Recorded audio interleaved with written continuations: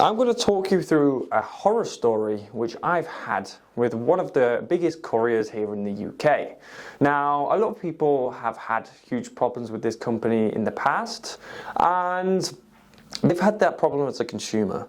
And I've had a huge problem with them as a business, okay, as well. And a lot of people have probably had a huge problem with them as a business too. But let's get into this video, and I'm not going to say the name of this company, but you probably can assume, and I will hint at the name of it towards the end of the video. But let's get into it, right? So this company offers very, very good rates, right, for shipping directly to the consumer, directly to the customer. Basically, let's put this in terms. We can send a 15 kilogram parcel for £2.50, excluding VAT. And if you don't know shipping and stuff already, just go on to Google and type in "send a parcel" and put some dimensions in and put the weight to be 15 kilograms. It's not going to cost you £2.50.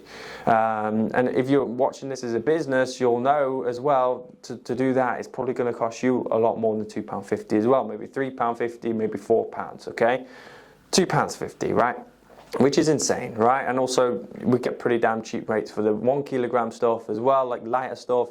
So everything is good in that instance. Is crazy, right? So we signed on with this company, and you may, if you want to go and watch one of my previous videos, which talks all around how we're transitioning our business from FBA, which is stuffing Amazon's fulfillment centers, to shipping a lot of the stuff ourselves from our own warehouse. So for this, we need a reliable courier, not just one courier, but we need reliable couriers, and we need competitive prices to be able to be beating, you know, these FBA price shipping fees which Amazon give us, right? Because they probably make margin on the shipping and stuff. So we need reliable couriers to comply with Amazon's policies, you know, because we're going to have to deliver things on time and stuff. So we were looking for a reliable courier, cheap courier to beat those prices, and yeah, we found one. Not just one, like we've got many couriers that we work with, but we found a really good one in terms of price, okay? And so we signed on with this company, right? And we're new to FBM and stuff like this, shipping orders ourselves. And you know, as soon as we started using them, compared to another company which we've been using for, you know, around a year before signing on with this new one, when we've been doing it for the whole year beforehand, the volume of our FBMs have been very, very low, but they've been very successful. We've never ever really had a problem. They always got to the customer on time. The customer's always happy. The customer's always satisfied, and we didn't really have to do any customer service. But we started increasing our volumes and stuff like this. And as soon as we sign on for this company, as soon as we sign on with this company, what happens? Number one is our customer service. I'm just going to put CS. CS goes up. So our customer service has to increase. Why, you may ask? Well, it kind of leads on to number two. So it was just me doing the customer service basically, because we're new to FBM, I haven't outsourced that or anything. So our customer service went up a lot, okay? And that was due to things like missing parcels. And that was due to things like damaged, number three, damaged parcels. Number four,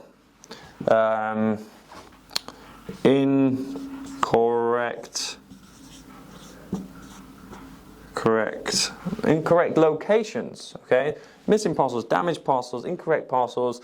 I guess this missing parcels can count for they got lost in the network when it got to their fulfillment centers. It can be the driver couldn't deliver and stuff like this, which is a load of crap on some of them.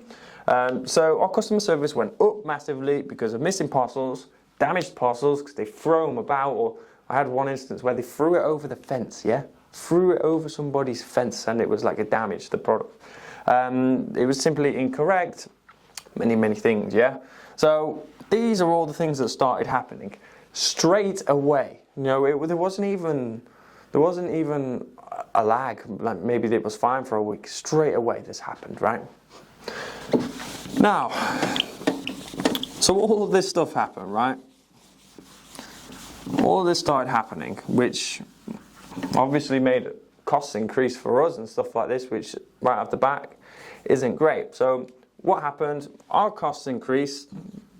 Even though the courier rates were cheaper, our costs increased because of the customer service, and also we had to start giving refunds. Now, I'm going to get onto a couple of things which happened in a moment, some terrible, terrible, terrible things. But picture this, yeah? Imagine a courier company you are using, and you had to refund your customers 20% of the deliveries that happened. You had to refund 20% of them. 20%. This started happening straight away, and we carried on using them for 3 months, right? But we gradually just stopped using them towards the end, right? We didn't carry on using them so much for a long, long time.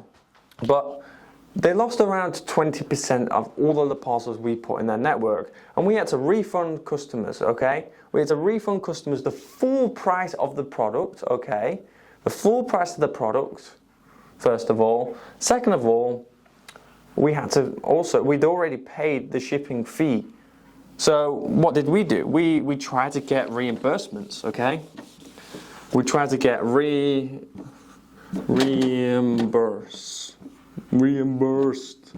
Okay, no misspelling. We tried to get reimbursed for this, and guess what happened? It didn't really work so well. To this day, it is the 21st of August. We started using them, I think, early May, end of April, and that's when it sort of started happening, when we lost a lot of parcels, a hell of a lot of parcels. We only just got reimbursed a few days ago. Only because I went on, actually, I'll get onto that in a minute. But they wouldn't reimburse us, basically. I was requesting reimbursements from this for ages. They wouldn't give us an account manager because we didn't have an account manager, because we didn't meet the criteria and this, that, and the other. Load of crap. Okay, so we were trying to get reimbursed for ages for all of this, and it was about £1,000 worth of products. It equates to about £1,000 worth of products, okay? So we were really annoyed, really pissed. So we stopped sending things with them. Maybe we would send 1 or 2 things here and there with them, which were a little bit heavier, because we didn't really have a courier which was competitive or anything like this to send a load of like heavy stuff. So we'd send 1 or 2 here and there, okay? Now, this is where it gets juicy. This is where it gets real juicy. So they have good rates, okay? They were doing pickups and stuff like this, and I see on one of our invoices once, we're set up on direct debit, so they just take the money out every single week, okay? But we see something on an invoice saying NTC. Now bear in mind, we have no trust for this courier, because they have lost a load of our parcels. We're about £1,000 down. Also, actually, I'm going to backtrack myself a little bit. So you may find with some couriers, they have their company, but then they subcontract their work to other companies, okay? And, we had random companies coming up to our address, maybe 3 of them sometimes in a single day, coming to collect our parcels, who we'd never heard of. They couldn't ID themselves. They were chatting a load of crap. They were very rude, and maybe this is one of the reasons why things kept getting lost, okay? And ultimately, it wasn't that company coming to pick it up. They were subcontractors. So we requested for this not to be done. And also, they were coming at random times. They were coming at 11 a.m. when we need to be sending things at 3, 4 p.m. because that's when the cut-off time is for our orders. So they were just coming here, there, anywhere when they wanted. So that took around a month to get that to stop. And for us to get signed off by people a little bit higher up within the company for the actual company to come. And you know how many times that happened? Not many times, okay? Not many times. They came once or twice, and then it just sort of stopped. And then they were coming at random times once again. We had the pickup scheduled for around 3-ish p.m. and they were coming at 2 sometimes, 1, whatever, right? Absolutely awful, right? Just to put it in perspective, I don't mind saying one of the companies I work with. I work with a company called Royal Mail, and all of you probably know Royal Mail if you're in the UK. They come, honestly, they're so good. So good. They come at 4 o'clock every single day, almost bang on, to pick up our parcels. And they've done it without fail, so good, for about 1.5 to 2 years. How crazy is that? That's really good. So you can see how we start to lose trust with this company because they've lost us a lot of money and we just ultimately lost trust. So we start to send less parcels with them. And what comes from this on one of our invoices, it says NTC. And do you know how much? It says NTC times 1. So on our invoice it says, the parcels were shipped that week and stuff, which was all fine. It was like, the price per parcel times like 50, however many we sent, whatever, which is fine. But then there was nothing to charge NTC, which, how much was it? It was 360, 370, right? 360, okay? Just because the courier came and there was nothing to collect. But nothing to collect. You wonder why there was nothing to collect? You want to know why there was nothing to collect? Because you kept losing our parcels and you still haven't reimbursed for them, and you still have the cheek to take money out of our account, and next of all you have the cheek to send an invoice for £360 just because there was nothing to collect. Now, I would maybe understand if it was like £200 and it was a big Arctic lorry, but they never came. Maybe once or twice a big Arctic lorry came and we actually had things to send. So 360 quid, this is when I started to get pretty damn annoyed. And this is when I first cancelled my direct debit, because I'm not having that come out of my account, because they send the invoice and it comes out of the account a few days later. So I was like, well, I'm stopping paying this company. The total invoice was 500 quid. No chance, I'm not paying it. We also carried on shipping with a couple of heavy things with this company after I cancelled the direct debit. And there was maybe £30-40 to pay or something like this on next invoices. But ultimately, after we stopped the direct debit, we just stopped shipping with them. We stopped shipping with them, and I queried this and I said, there's not going to be nothing to send because you can't fulfill your services. But the driver kept coming, The driver kept coming. And what happened from there? More NTC charges kept getting added on. And in total, I think we had 7 times NTC. Maybe more, I think. But because I've resolved it now, the total balance that they said we owed them was 3,000 something pounds. I think it was 3,100 pounds or something like this. I basically kept laughing to them. They kept having the cheek. Every week they'd send me an invoice, and they would also send all the previous invoices, say, when are these getting paid? And I would reply, I'd be like, I'm sorry, they're not getting paid. You can't fulfill your services, and you still owe me £1,000 or 1,000 something pounds. So I was a little bit cheeky, and I was just like, I create my own invoice and just send it to them, but this is what you owe me. Which they probably didn't like, but I don't care.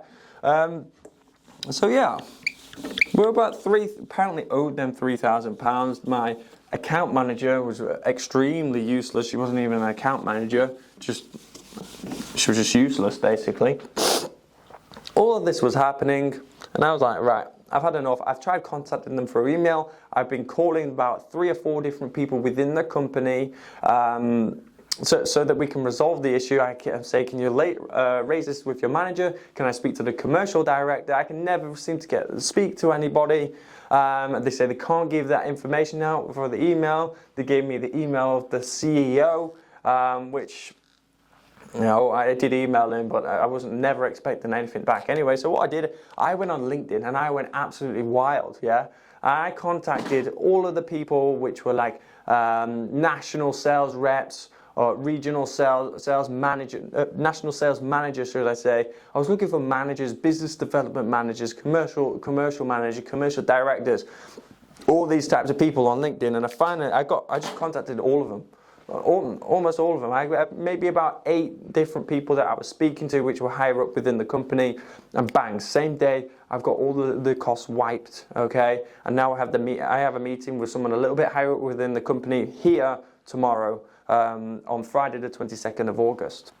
Okay, now it's been an awful experience, okay, but the costs of using this company are extremely good. And I also know 8-figure sellers which also use this company, and I know they can be good, but we've had an absolutely awful story. We've had an awful experience with them, and we lost a lot of money, and I had a lot of stress and hassle with them, okay? Now, am I telling you not to use them? Kind of, but kind of not at the same time. In theory, I should not even consider using them, but I have a meeting with them tomorrow. Now, it's kind of hard to know that a couple of the biggest Amazon sellers here in the UK use this company as one of their preferred and main carriers.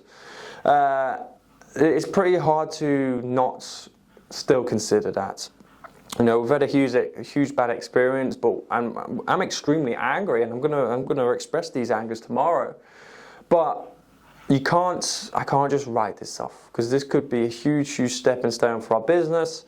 And the company is not Royal Mail. You may have sussed out who it is already, but it's not Royal Mail. That's all I'm gonna say. But yeah, hope you enjoyed this horror story, and I hope you don't have the same one too. If you want any advice on business, how I can help you grow yours, click the link down below, book in a call with me, and I look forward to seeing you in future videos.